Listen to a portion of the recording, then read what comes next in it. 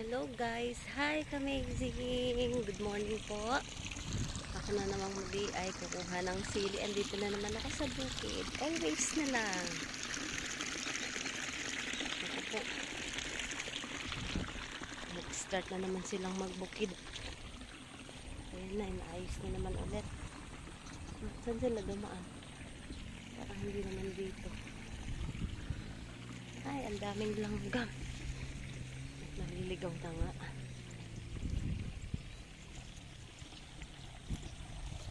Ayan guys, nandito na naman ulit ang Inday sa bukid. Ayan. Kuha po kami ulit ng sili. Every Wednesday po namimitas kami ng sili.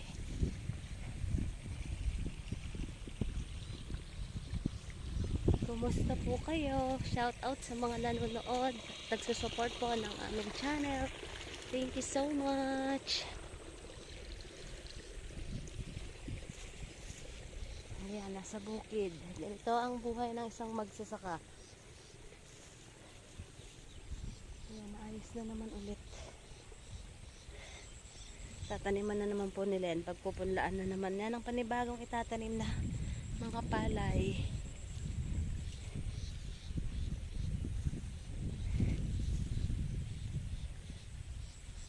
Sa bukid po. Kukuha na naman ng sili. Yan, i-uncut.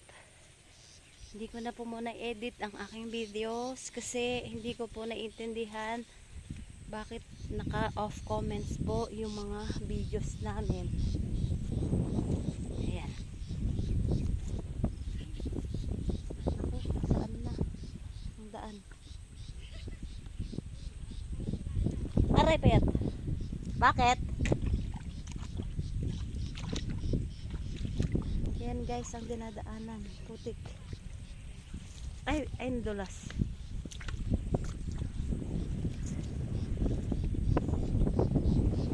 Kasama ko po ang aking kuya Ambo at ang hipag ko po si Ate Raquel. Kami pa rin. At ayun si Kalabaw. Marami kayang bunga? Tingnan na lang. Ay, ang dami na. Pumula na sila lahat. At ayan na nga guys. Pumula na ang aming mga sili. Ako na lang kaya sa pula. Irambol na uli. Sige, ganun na sa dati. Hindi naman. Tinulungan naman nila ako noon na pumili. Paghaluin na natin. Dahil na namang langgam sa dinaanan. Panahon ng langgam.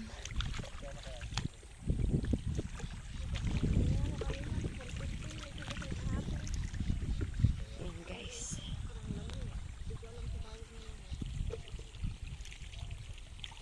Uncut the videos.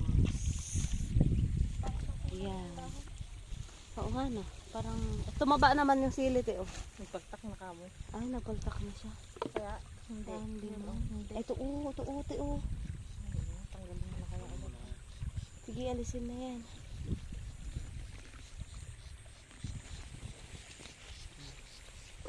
Time to kuha. Ganda-ganda niya. Oo. Ganda ako. Halo-halo na. So, malaki na to. Tanan.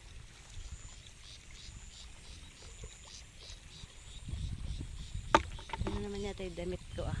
Parang ito lang laging damit ko sa video ah. Hinata ako na papalit ah. Yung mga paborito na lang natin ang ating isinusuot. Ito.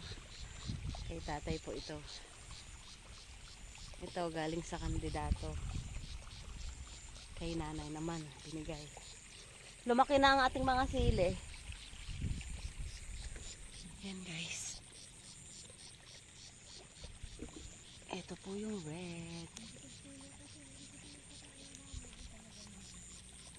Ito po. Nakahinga sila kasi nadamuhan. Dumami po yung ang bunga ng mga sili kasi inadamuhan. Nakahinga sila. Kaso dito sa gilid pa rin na iba, hindi pa din. Yung may kalabasa. May bulaklak ng kalabasa. Ay. Dito. Yan, may bulaklaks ng kalabasa. May bunga na kaya siya. Yan, nakikita nyo po. Ito po, bulaklak ng kalabasa. Madamo naman itong kalabasa namin. Yan. Pero nagbubulaklak pa rin. Ito. Ay, nalaglag.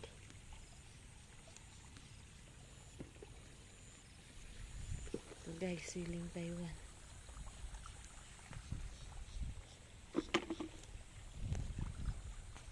Ayan. Mga kasama ko.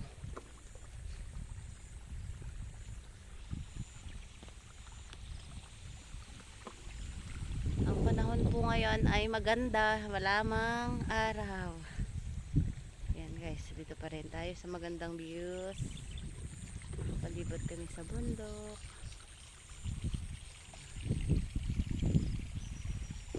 Yung sili ay hanggang doon. Yung ibang palay po pala naanin na ulit. Ito, dati nung last na pumunta kami, hindi po siya naanin. Ito na lang magulong palay ang natira. La, isa mahaba na lang tong magulo. Ay, ayun pa pala. Ay, ayun pa po. Ay, sa taas na yan? Ayan, ito na yung last na. Hindi kasi sabay-sabay itong tinanim. Iba-iba din yung binhi. Yung iba mga nahinging punla. Oh, ayun sila sa taas po. Hindi pa siya na ka-harvest. Ayan, ito po yung binilad namin nung nakaraan yung naani dito. Yun yung pagkain namin. Yung mga naani dito, yan. Saka doon, yung andun sa kalabaw. Yan, sa kalabaw na yan. Ayan yung mga binilad namin nung nakaraan. Yan guys, ganito lang ang buhay. Simple living. Matutong makontento sa kung ano ang meron at ito ay pagpapala ng Panginoon. Yay! So kapag nakakuha po ulit kami ngayon, ibibenta na naman namin, kukunin ng buyer. At meron na naman kaming pampalit doon sa mga ginastos namin. Ayan, pampalit po. At saka pang bayad doon sa mga pamangkin ko na nagdamo-damo dito noon, nung tinatanim pa lang, nag-aantay sila ng ibibigay sa kanila. Kasi yun ang sabi ng kanilang lolo. Guys, ito ang laki-laki ng siling Taiwan. Oh.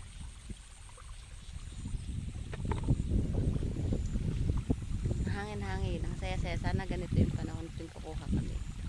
Wala pang pawis kasi pagka minsan sobrang tirik ng araw. Alas ano pa lang 7:30, tumitirik na yung araw kaya sobrang pawis na po. Eh ngayon alas 8 na, wala pa ring araw kasi nga po merong bagyo. Pero wala naman pong ulan dito sa Nueva Ecija, dito sa gawin namin. Doon sa baryo po, medyo umaaraw. Yun yung aming baryo.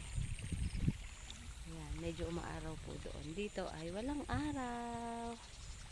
Ayan, ganyan lang. Ang daming ano ng kalabasa guys. Ang daming bulaklak.